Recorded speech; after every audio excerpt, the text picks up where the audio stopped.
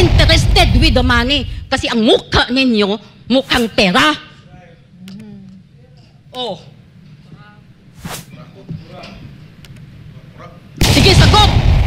Alam mo ba, yung inaapakan mo dyan, dugo at pawis namin, kami ang naaabutan ng madaling araw, babae at lalaki. Si pastor ang nangunguna sa amin. Kami ang nag-aayos ng mga bricks, ng mga simento, ng mga garden, ng lahat. Walang hiring, walang gasto. Yan ang tinatawag na bayanihan. Just imagine kung ma-unite mo ang Pilipinas, anong mangyayari sa Pilipinas? And remember, you are the president of those who voted for you and those who did not vote for you. You should be the unifying factor of the Philippine people. Magandang gabi po sa lahat, no? At sa lahat ng mga nakikinig. Bilang isa po sa mga administrators dito sa compound ng Kingdom of Jesus Christ, I would like to add also my observation and my opinion, no? At i-air out din itong side namin dito sa Kingdom. Kayong mga nasa authority, umikot man kayo sa buong Pilipinas, wala kayong makikitang pinaka-peaceful ng community kundi ang Kingdom of Jesus Christ. Be peaceful kami. Itong compound na to, this is our inheritance na binigay sa amin ng Amang Makapangyarihan. Inalagaan namin ito. Lahat ng nakikita ninyo dito, bunga ito ng pag-iisip ng isang taong malinis ang puso at kaluluwa. Kasi hindi pwede maganda ang isang taong liko ang utak. Yan ay ang aming mahal na pastor. Itinuro sa amin ang kaayusan, itinuro sa amin ang kalinisan, itinuro sa amin ang kapayapaan, itinuro sa amin ang pag-ibig sa kapwa, lalo na sa inyong mga military men in uniform. Kayo ang unang grupong itinanim sa puso namin ang pagmamahal sa inyo, dahil sabi ng aming pastor noon, kayo ang nag-lay down ng life ninyo para sa ating Pilipinas, sa kapayapaan. But what you're doing now is kabaliktaran. Overnight, gi-change ninyo ang impression namin sa inyo. You are no longer a protector of law and order, but you are now the one breaking law and order. Mantakin mo, simbahan ito. Mapayapa kami namumuhay. Nakikita nyo ang sa loob nito, noon bukas kayo dito. Oh, anong nakikita nyo? Kaayusan. Resulta yan ng disiplina namin dito sa loob ng Kingdom na itunuro sa amin ng aming mahal na pastor. Bakit ganito ang resulta? Dahil dito, zero corruption. Wala kaming pansariling mga plano para sa aming mga buhay, kundi para sa lahat sa kaayusan ng aming community. Para lamang kami ay makakontribute ng kaayusan sa Pilipinas na itong magulo. Tingnan nyo, sa karsada pa lang ninyo, hindi kayo makaproduce ng 1 kilometrong karsada kung wala kayong milyon. Dito makaproduce kami ng karsadang maayos at komunidad na maayos. Kunti lang ang budget. Oh. Yun lang masasabi ko. Nasaan ang law and order? Nasaan yung sound mind ninyo? Nasaan ang sense of righteous judgment ninyo? Wala. Oh, mga general kayo, ang babright ninyo. Oh, bakit hindi kayo nang marunong tumingin ng tama at hindi tama? Oh, at tapos pupunta kayo dito, aakyat kayo sa mga pader at sa kung sa ano-ano pa man namin. Magpapalipad kayo ng mga drone kung ano-ano pa dyan gagawin ninyo. Bakit hindi nyo ilagay sa ayos ang lahat? Mag-usap tayo. Oh, hindi gano'n na para kayo mga nasa 15th century pa namumuhay. Tingnan nyo yung mga gawa ninyo. Oh. Gawa ba yan ng moderno? Maayos na mga law enforcer? Sige, tanungin ko kayo. Ito coming from my heart. Oh, tingnan ninyo yan. Nasaan ang kaayusan? Nasaan ang law and order? Oh, wala. You are no longer in your sanity. You are beyond. Aywan ko kung ano naka-influence sa inyo. Kung ano ang utak ng leader ninyo, yan ang resulta ng gawa ninyo. Katulad na ang utak ng aming mahal na pastor at puso ay nasa kaayusan. Tingnan ninyo saan man kayo pumunta. Kaayusan, pagbabago, peace, love. Pero, hindi ninyo ma-appreciate. Kasi nga, meron kayong mga malicious intent. Oh. Pera, pera, pera. Yun ang inyo. Greed of power, greed of power. Yan ang inyo. Binigyan kayo ng power ng sambayanang Pilipino. Oy, kayong nasa power, lalo na kayo nang sa Malacanang BBM, you are the president of the whole Philippines. Yung nag-vote sa inyo at hindi nagboto sa iyo, president ka ng buong Pilipinas. You should be the unifying factor of the Philippine people. Pero tingnan yung ginagawa mo. Oh, kung may puso ka, alam mong matino ang aming mahal na pastor. Pero tingnan ninyo. Tapos kaming buong komunidad ito, idadamay ninyo. Oh, we are living here peacefully. Namumuhay kami ng makatarungan. Hindi kami prostitute, hindi kami bangag. Walang tinuladang shabu dito. Tapos ganyan ang gagawin ninyo. Then you are the most unrighteous authority in the whole Philippines. Oh, kayo naman, sasagot-sagot kanya, sorry ma'am, sinunod lang namin ang utos sa amin. Bakit? You are no longer in your sound mind? You generals and officers? Tapos, kung ano-ano pang ipaparinig niyo dyan sa amin? Pasalamat kayo, binago ng aming mahal na pastor ang puso namin. So ito ang warning namin sa inyo. Do not produce rebels out of us because matino ang utak namin. So, yun lang ang akin. Oh, isa pa. Baka nainggit kayo sa na-produce namin. Oh, because you have green-eyed, full of jealousy. Oh, bakit hindi na kami gawing pilot project ninyo? Magtanong kayo, Kingdom of Jesus Christ, bakit ganito na-produce ninyo? Bakit ganyan-ganyan? Oh, hindi sana tuturuan namin kayo, dito zero corruption. Ang corrupt dito, tinatalsik. Oh, hindi minamahal, tinatalsik kung ayaw niyang magbago. Ganon. Oh, tingnan niyo yan. Oh, kukunti ang budget namin. Pag yan, nakaproduce kami ng ganyan. Hindi ba yun naisip? Thousands kami, labor force parang libre na. Kaya itong lugar na ito, talagang bubuhosan namin ang aming buhay at dugo. Dahil yan ay production ng blood, sweat, and tears namin na hindi ninyo nakikita. Maraming pera ang gobyerno. Bakit hindi kayo mag-produce ng ganyan din? Mas maganda pa. Billions, trillions ang pera ninyo. May budget kayo. May human resource kayo. Bakit hindi gawin yung matino upang ang buong Pilipinas maging paradise katulad niyan? Oh, kasi nga inggitero kayo. Your heart is full of greed and jealousy. Yun. Kaya wala na kayo sa inyong katinuan. Yun lang ang sa aking part. Ang sentiment kong ito ay hindi lang aking sentiment ito. I'm sure this is the sentiment of all the kingdom citizens that you have offended. Yes. Tandaan ninyo, ang itinuro sa amin ay mga salita ng Diyos. Pasalamat kayo, binago kami ni Pastor. Kahit ano mangyari, ang turo sa amin, love your enemy. Mahirap yun na nalo ng Panginoon, kahit ako nagtanong ako sa Ama. But we have to use our faith. Because we believe, all you, kayong mga walang Diyos sa puso ninyo, pakinggan ninyo ito. Mas masakit ang judgment mula sa langit. The most, yung pinakamasakit na bayad sa kasalanan, yung nakagawa ka ng injustice sa kapwa mo. Yun ang paalala ko sa inyo. Kasi sinabi ng Panginoon, vengeance is mine. Yun ang pinanghahawakan namin. Pero itong sinasabi ko sa inyo, huwag ninyo kaming sagarin. Huwag ninyo kaming sagarin. Matino kaming kausap, matino kaming kingdom citizen, matino kaming Filipino citizen. Oh, kaya huwag kayong ganyan-ganyan na kala nyo natatakot kami dyan sa mga patrol-patrol ninyo na yan. Kung totoo kayo mga law enforcer, aba dapat kuan kayo. Yun bang proud kayo? O di ba kaya may mga pangalan? Nahiya nga kayong ipakita ang mukha ninyo.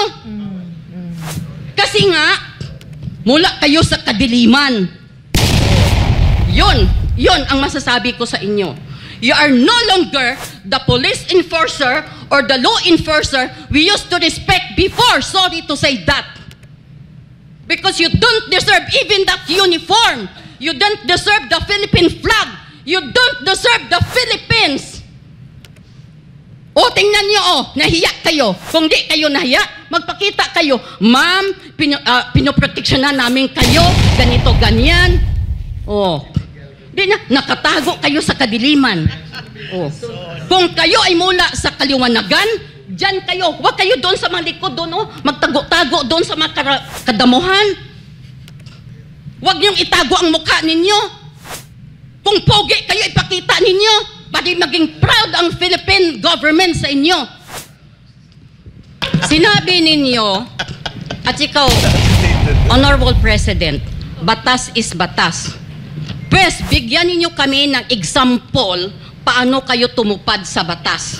Ha? Give us a fair treatment and fair trial. Kung ganon, ilan, sige. Pero gamitin naman ninyo yung inyong utak kasi ang babright ninyo. Ang gadget ninyo, ang high-tech.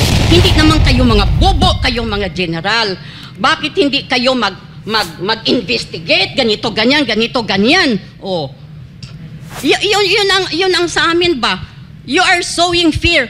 Alam ninyo, ubos na ang lahat naming takot at lahat naming ubos na. Isa lang na ang naiwan sa amin ngayon. Yun ang sinasabing ko, huwag ninyong sagarin kami. Kasi matino kaming kausap.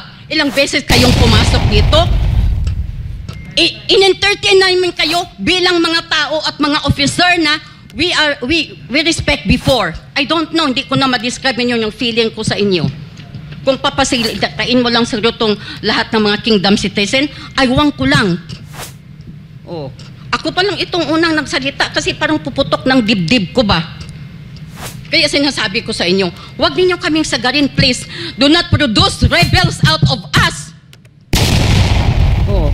Matino kami. Mula sa kadiliman, inayos ni Pastor ang aming buhay. Tinuruan kami. Anong turo niya sa amin noon? Mula sa inyo, maging matino kayo para naman makakontribute tayo sa Pilipinas. Di nakaproduce ako ng mga matitinong tao na katulad ninyo. But, tingnan ninyo, dinimonize ninyo ang aming mahal na pastor. Kami ang production ni pastor. Hindi niyo ba nakikita? Hindi niyo nakikita ang kahit lahat sa ang lugar na puntahan namin, ang kadiliman magliliwanag. Ang mabaho, babango. Ang basura, magiging garden. At ito pa, Mr. President, reminder ko sa iyo. I remember nung ikaw ay senador pa, kung ano ba yung preposition mo, you came to visit the prayer mountain. Hindi ko yan makakalimutan. Sinabi mo kay Pastor, Pastor, maganda ang lugar na ito. Anong ginawa mo? Pwede palang gawin ganito, Pastor, na ang Pilipinas. Anong sagot sa iyo ni Pastor? Makinig kang muli. I want to remind you of this. Anong sabi ni Pastor sa iyo? Bong, dito kasi zero corruption. Lahat ng blessing ng yan, ikaw yan. Diba? Yung lahat, yung tinatapakan mo diyan, production yan ng matinong utak at puso ng isang tao. Alam mo ba, yung inaapakan mo diyan, dugo at pawis namin, kami ang naabutan ng madaling araw, babae at lalaki, si Pastor ang nangunguna sa amin, kami ang nag-aayos ng mga bricks, ng mga simento, ng mga garden, ng lahat. Walang hiring, walang gasto. Yan ang tinatawag na bayanihan. Just imagine kung ma-unite mo ang Pilipinas, anong mangyayari sa Pilipinas? And remember, you are the president of those who voted for you and those who did not vote for you. You should be the unifying factor of the Philippine people. Hindi na dinidivide mo. Tingnan mo, ang gwapo pa naman sana dyan noon. Gwapo ba? Wala akong pakialam sa tenga. Parang hindi man gwapo. May pakialam siguro ako sa hair. Yung bubuyog nga, tahimik na namumuhay doon sa kanyang bahay. Subukan mong bulabugin. Maliliit yun, ha? Kayo, tahimik kami dito. Tapos, anong ginagawa namin dito sa loob daw? Ganito, ganyan, ganyan. Pakialam ninyo. Hindi naman kami nag-target shooting dito kasi wala kaming barel. Oh. Wala pa ngayon. Wala pa kaming barel. Pinasurrender ninyo lahat. Oh, in good faith, binigay namin sa inyo. Ngayon, alam na namin ang purpose ninyo. Oh, alam ninyo, may baril kami at wala. Hindi kami takot mamatay. Kayo takot kayo mamatay. Bakit? Mayroon kayong pamilya, mayroon kayong anak, mayroon kayong asawa. Bakit takot kayo mamatay? Tingnan ninyo, oh. Oh, ang lalaki ninyong mga lalaki kayo, naka-bulletproof, may bandolier ganito, ganyan, may basuka, may ano. Aba, itiduwag kayo, alam ninyong walang baril dito sa loob. Oh, interesado kayo sa bounty na 10 million. Oh, sino ang author ng 10 million na yan? Sige, kayo, kung pera ang hanap ninyo, hanapin ninyo sino ang punuan nitong 10 million nito, gawin namin 20 million, dalhin ninyo dito, sino ang author ng 10 million na yan? Aday, kung matapang kayo, punta kayo doon. Oh, tingnan mo yung mga utak ninyong mga liko. Kung righteous ang utak ninyo, hindi kayo ganon, mahiya kayo. Wag niyong kaming sagarin. Yung sabi ko sa inyo ba, wag niyong kaming sagarin. We will become a trophy for the shame of the PNP to the whole world. Oh, makuha man ninyo kami dito, marami pang darating, sabihin ko sa inyo. Marami pang bungangang masubra pa sa akin. Matakot kayo. Oo, totoo yan. Dito, mga babae dito matapang. Hindi kami takot mamatay. Kayo takot. Tingnan nyo yan, tatago-tago kayo sa mukha ninyo. Kung matino kayo, hindi kayo ganon. Kung noon, pag may police dyan, mga ano, we are happy. You are secured. Kasi nakikita, in fact, kung matandaan ninyo kayo, mga police kayo, isa pa akong naghatid ng pagkain dyan sa inyo. Kasi akala ko matino kayo. Naaawa ako na sa init kayo, nasa ano kayo, kaya nag-order ako niyan doon sa McDo. Ay, ilan kayo? Ay, 11 kami, ma'am. Mga sus. Kung alam ko lang, binuhos ko sa mukha ninyo ang kape. You don't deserve to be respected. Pira lang doon sa mga natitino, ha? Alam ko marami pang mga matitino dyan sa inyo na naiwan. Pero kayong matino, kayo ang manindigan. Otherwise, katulad din nila kayo. Ano mangyayari sa Pilipinas kung ganito? Hala, gira ng gira tayo. Tingnan mo yung baha. First time in the history of the Philippines, may bahang ganyan. Oh, anong ginawa ninyo? Oh, anong ginawa ninyo? Tingnan nyo yung mga krasada natin. Oh, pero yung mga ano ninyo, yung mga declaration ninyo, mapalakpakan din kayo ng kapwa din ninyong korap. Huwag kayong magpolitiko kung ang inyong gagawin ninyong livelihood project ang government. At saka kami ba dito ang akusan ninyo na saan namin kinukuha ang pera, ganito, ganyan, mga ano daw, mga unquestionable, ano. Hoy, kayong taga-Philippine government, tusukan ng Philippine flag ang bahay ninyo, Republic of the Philippines ang may-ari niyan. Oh, from senador to congressman to mayor, up to councilor, corruption is up to the core.